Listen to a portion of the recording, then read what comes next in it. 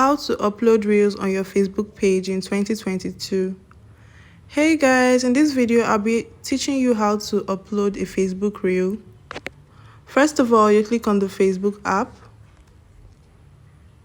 after which you'll be led to this page. Then at the top right, you'll see three icons. You click on the first one that looks like a plus sign,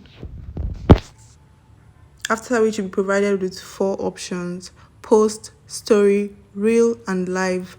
Here you click on reel. Then you can choose any video of your choice from your camera roll. Here I'll be choosing this video. So here you click either audio, text, effects, or stickers depending on how you want to edit them.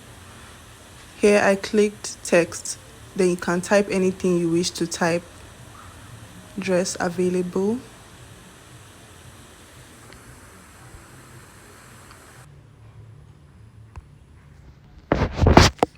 Here you can write any caption of your choice.